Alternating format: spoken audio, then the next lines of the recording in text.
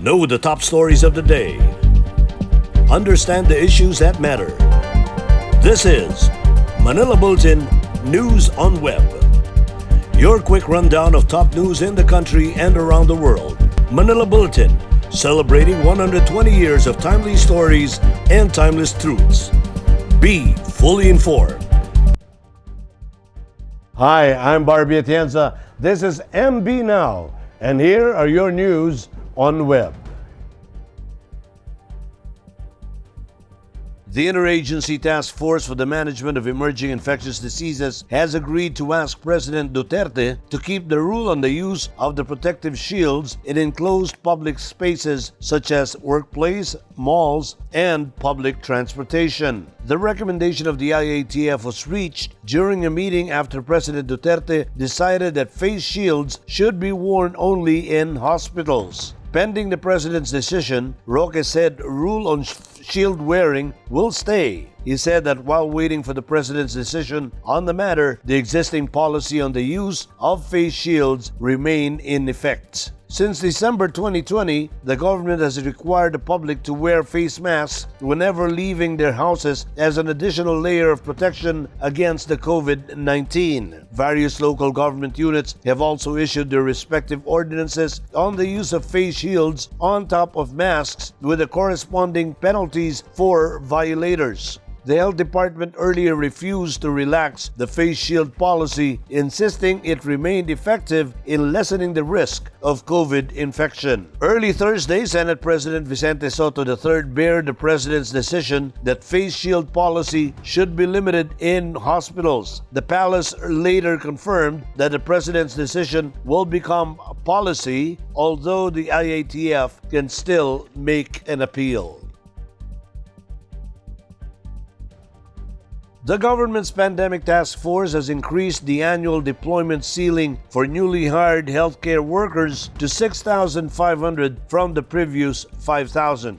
Presidential spokesman Harry Roque made the announcement after the Philippine Overseas Employment Administration suspended the deployment of nurses abroad after the 5,000 cap was reached early this month. In a statement, Roque said the IATF for the Management of Emerging Infectious Diseases increased the annual deployment cap of new hire healthcare workers for mission-critical skills to 6,500. HCWS falling under MCS with perfected contracts as of May 31, 2021 shall form part of the adjusted ceiling. However, healthcare workers under government-to-government labor agreements shall be exempted from this adjusted ceiling. The government has decided to limit the deployment of HCWS to ensure that the country has an adequate number of medical workers amid the fight against the COVID-19 pandemic.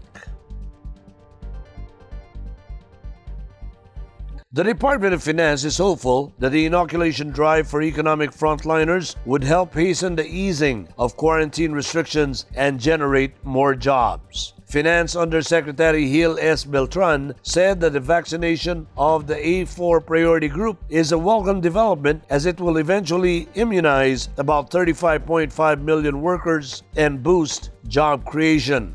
Beltran said that job risks posed by the prolonged pandemic continue, citing that the recent imposition of stricter quarantine measures in Metro Manila and nearby provinces have dented local employment. Compared with March, the labor force survey in April revealed that employment declined by 4.55%, while unemployment rose by more than 20%. Underemployment also went up by 1.6%. In January, the number of unemployed was less than 4 million, but it rose by 4.7% to 4.14 million in April. Over the same period, NCR's unemployment increased from 506,000 to 875,000, or more than 73%. However, he said that the health risks should be effectively managed. Otherwise, government will be forced to transition from risk management stance to risk avoidance posture and make the difficult and painful decision of reimposing much stricter quarantine measures. The first phase of the artificial white beach along Manila Bay is now 80% complete, according to Department of Environment and Natural Resources Undersecretary Benny Antiporda. Antiporda, chief of the Manila Bay Anti-Pollution Task Force, also noted that the current phase could get finished as early as next month. The DENR in the past has used the term beach nourishment to refer to its dumping of crushed dolomite rocks along the beach in Manila Bay. The crushed dolomite, which approximates white sand, gives the artificial beach its striking appearance. It was on February 18 when DNR Secretary Roy Simatu bared that the fecal coliform level in the waters near the beach nourishment project dropped from 2.2 million, most probable number, per 100 milliliters last January 4 to just 523,000 mpn per 100 ml on February 8. This was based on the average count from 3 monitoring stations. The continued dumping of dolomite, which costs millions, had been described as insensitive by administration critics, given that the project was initiated in 2020, the year the coronavirus disease or COVID-19 pandemic struck. The Manila Bay Rehabilitation Program has a total budget of 389 million pesos. DNR officials have said that the funds were allocated back in 2019 or the year before the emergence of the pandemic. Here is a roundup of news in and around Metro Manila. Let's watch these reports. The local government units of Quezon and Valenzuela cities have extended their vaccination program until evening to accommodate more residents, particularly those who are observing regular working hours and who are willing to get inoculated. This came after the local government launched its Bakuna Nights program to expand the reach of the city and immunize workers whose only free time is in the evening. The city's public information office said among those who get their vaccine were bank and fast food employees as well as teachers who registered for the program. 1,171 individuals received their first dose of COVID-19 at the Quezon City Hall from 6 p.m. to 10 p.m. on Wednesday. In Valenzuela City, 685 workers received their vaccine when the city's vaccination program was extended until 10 p.m. at the Pasolo Elementary School. The Pasay City government now allows fully vaccinated senior citizens to go out of their residences. Mayor Emmy Calixto Robiano issued on June 15 an executive order limiting the movement of those below 18 years old and 65 years old in going out of their residences. The order states that the movement of fully vaccinated senior citizens in areas under general community quarantine and modified general community quarantine shall be allowed, subject to the presentation of duly issued COVID-19 vaccination card. No interzonal travel shall be allowed other than point-to-point travel under IATF memorandum, according to Robiano. Manila Mayor Francisco Isko Moreno Dumagoso said that he is happy to hear that President Duterte is reportedly considering revisiting the face shield policy. Dumagoso reiterated that face shield costs money and might only be a burden to a minimum wage earners. Earlier this month, Dumagoso urged the government to revisit the policy requiring the use of face shields outdoors. And now let's take a look at the latest news in other parts of the country. Here are the details. The Diocese of Legazpi on Thursday announced that 2 of its priests have tested positive for coronavirus disease.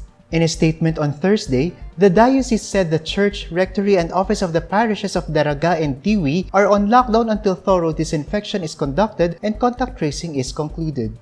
In the meantime, live streaming masses and online prayer services are available for parishioners. The city government of Cebu has resumed the inoculation rollout to priority sectors after receiving a fresh supply of vaccines from the Department of Health. The city started inoculating elderlies and persons with comorbidities at the University of Cebu Alcantara Street Campus, UC Banilad Campus, and Robinson's Galleria in North Reclamation area. The city received more than 21,000 doses of vaccines but did not mention the brand given to them by the DOH Central Visayas. The city aims to accomplish a daily target of 1,170 inoculations. At least 35 beach resorts in Glan Town, Sarangani Province have been closed down temporarily due to the increasing cases of COVID-19. Mayor Vivian Yap on Thursday ordered the closure until the end of the month to help contain the further spread of the disease. The municipality, which is dubbed as the Boracay of the South, was placed under general community quarantine through Executive Order No. 26 issued by Yap. The local government is also working on the provision of financial assistance to the displaced workers through the Department of Labor and Employment. Now for the updates from around the world, here is that report. Australia recommended that AstraZeneca's COVID-19 jab should not be given to people under 60 on Thursday, a fresh blow to the country's glacial vaccine rollout. Health Minister Greg Hunt said concerns over possible links to blood clots meant Pfizer was now the preferred vaccine for everyone under 60 years old. Hunt admitted the move would challenge the country's already badly stalled vaccine rollout, which has seen just 3% of its population of 25 million fully inoculated so far. Australia has invested heavily in the AstraZeneca vaccine, developing a facility to produce 50 million doses locally. The Japanese government plans to allow municipalities to begin issuing vaccine passports from mid-July, local media quoted government sources as saying Thursday. The sources said that more activities are becoming available overseas to people who have documents certifying they have been vaccinated against the novel coronavirus. Some business circles are calling for the passports to be issued as soon as possible on hopes for increased overseas travel in twine with overseas economies reopening. The certificates to be issued by local municipalities in Japan based on the government's vaccination records will be available to regular passport holders.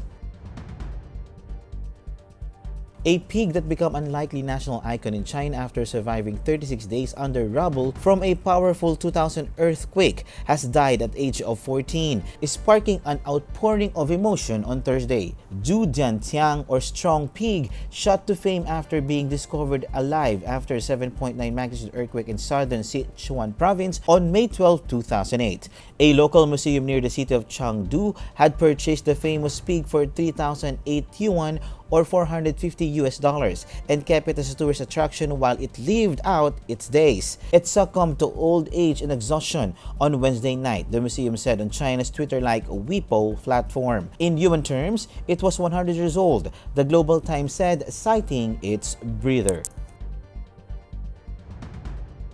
Here are the latest in showbiz. Let's watch this. Hospital Playlist 2 premiered in South Korea on June 17 with solid ratings on cable channel TVN, higher than the first episode of its original run. According to Nielsen Korea, the first episode of Hospital Playlist 2 garnered a nationwide rating of 10% and grabbed the #1 spot with 2.62 million viewers. This is higher than the 6.32% rating for the first episode of the first season of Hospital Playlist on March 12, 2020. Hospital Playlist 2 also received a first-place rating of 11.73% in the metropolitan area, up from 7.11% for the first episode of Season 1. Just like the first season, Hospital Playlist 2 will have 12 episodes with 1 episode aired per week instead of the common format of 2 episodes per week.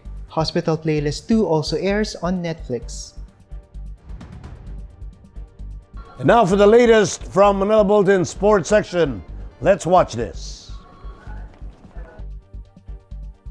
Gilas Pilipinas hopes to build on its dramatic win over South Korea when it battles Indonesia tonight, June 18, in the FIBA Asia Cup qualifiers at the Angeles University Foundation Sports and Cultural Center in Pampanga. Nothing is at stake for the Philippines in the 6 p.m. match except wanting to see more improvements despite an 81-78 victory over old rival South Korea 2 nights ago. Coach Tab Baldwin-Swartz clinched a spot in the Asia Cup with a victory, but the veteran mentor would like to see Gilas perform the last 2 games of the continental qualifiers with the same determination that allowed them to beat South Korea.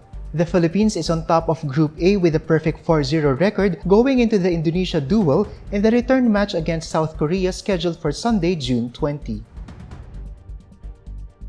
And those are the news on Web today, June 18, 2021. For more news and details, get your copy of Manila Bulletin newspaper tomorrow or log on to www.mb.com.ph. You may also subscribe to our newsletter through the link on this video's caption to have the day's latest news delivered to your inbox. I am Barbie Atienza for Manila Bulletin. Join us again on Monday. This has been MB Now. Be fully informed.